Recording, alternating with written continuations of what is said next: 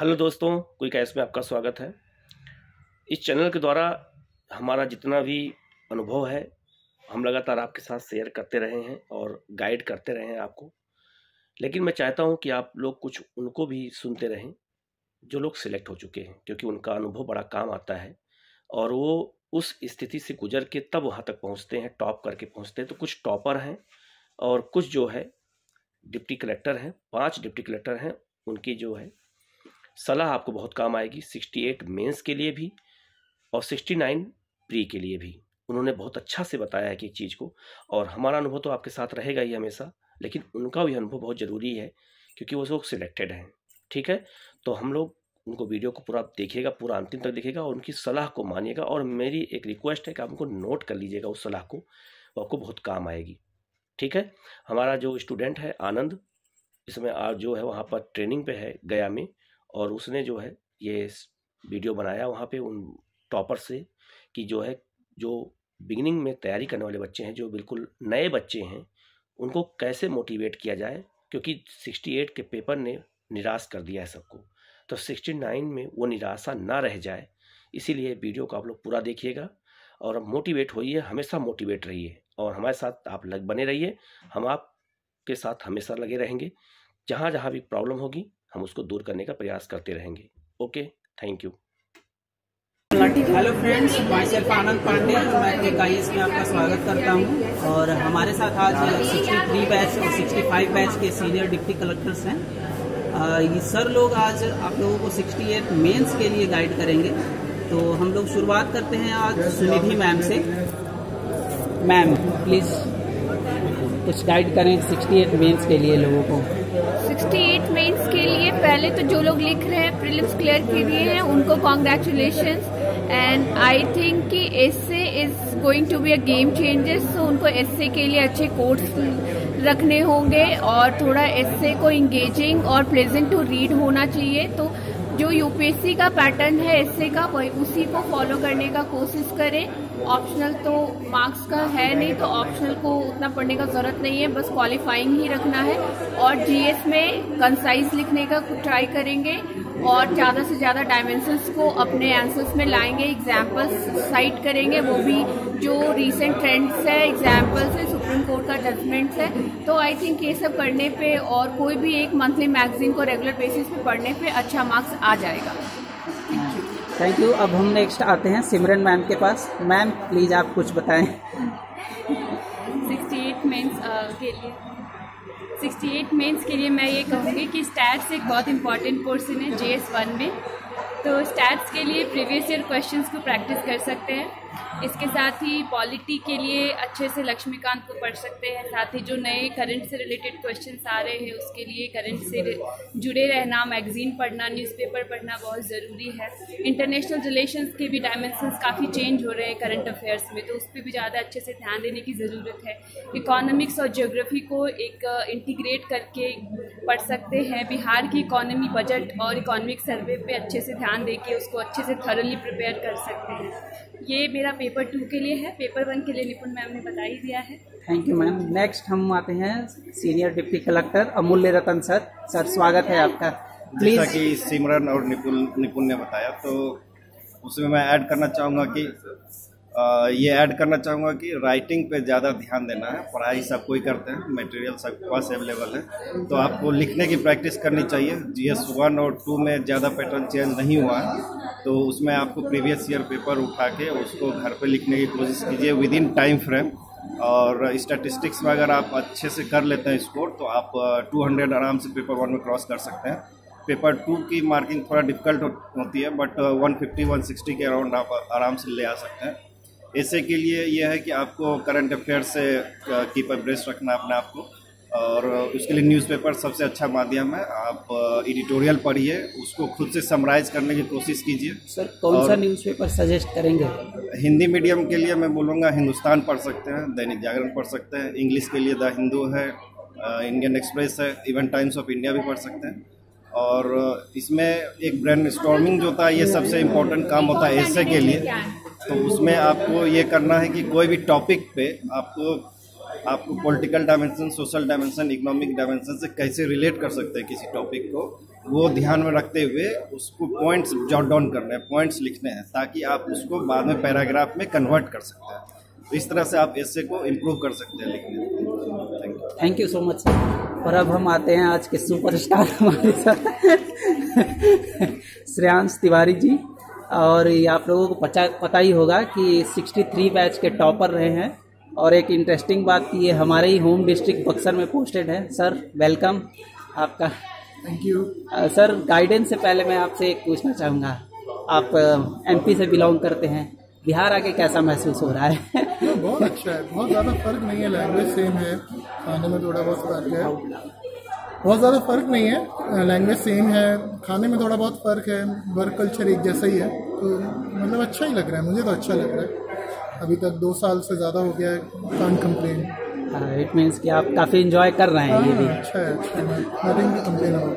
तो सर आज हम आज के मुद्दे पे आते हैं, जो जैसा कि 68 मेंस का होने वाला है, तो इसके बारे में मतलब कई जो न्यू कमर्स हैं उनको काफ़ी क्यूरियस रहती है कैसे स्टार्ट करें, या कई लोग थोड़ा कंफ्यूज भी रहते हैं, तो उसके बारे में थोड़ा सजेस्ट करें कि मेंस राइटिंग कैसे करें। और ज़्यादातर तो उन तीनों ने कवर कर लिया, निपन, सिमरन और अमूल ने कवर कर लिया।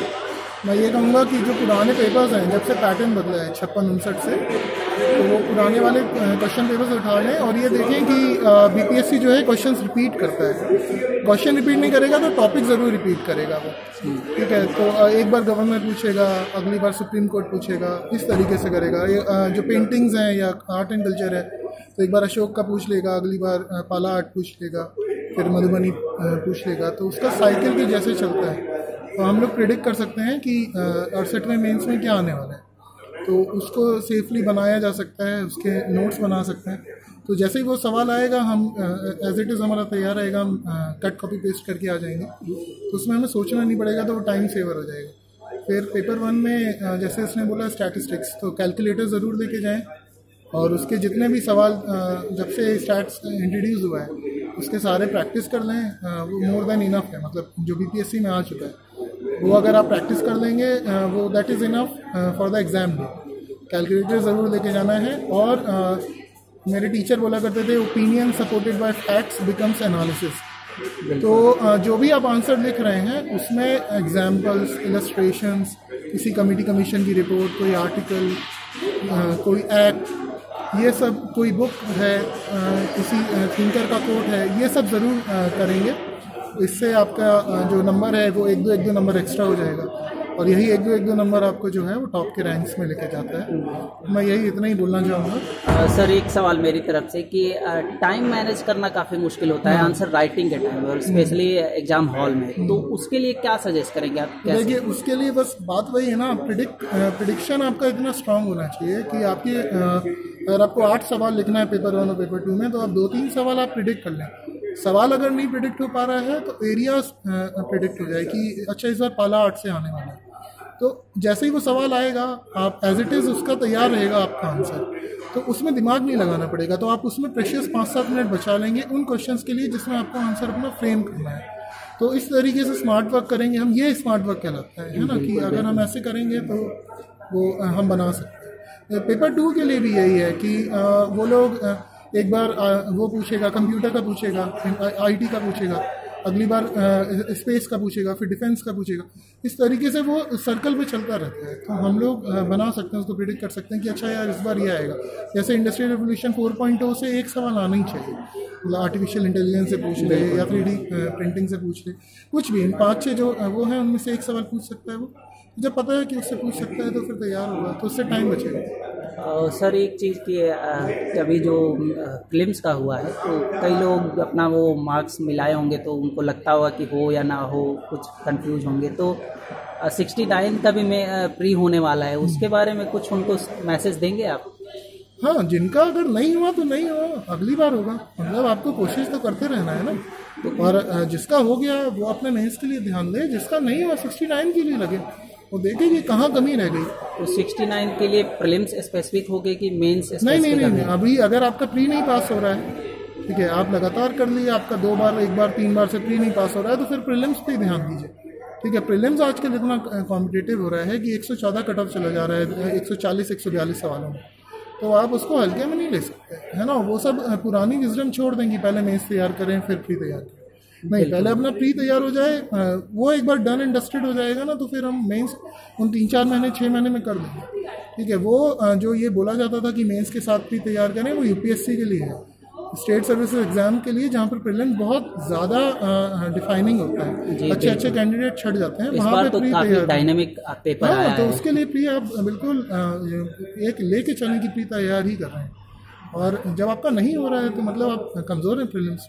बिल्कुल बिल्कुल। अब हमारे पांडे जी हैं, हमारे साथ के ही हैं, 63वें बैच के हैं, अब वो अपने बताएंगे कि कैसे। बालेंद्रू सर हैं ये, शायद सर आप लखनऊ से बिलोंग करते हैं, तो ये भी यूपी से है और बिहार में आज सीनियर डिप्टी कलेक्टर के पद पे हैं। सर आपका स्वागत है, और आप क्या मैसेज देना चाहेंगे 68 मेंस के लिए? धन्यवाद। 68 बैच में मेंस में शामिल होने 68 बैच के बीपीएससी के मेंस में शामिल होने वाली सभी अभ्यर्थियों का अग्रिम शुभकामनाएं।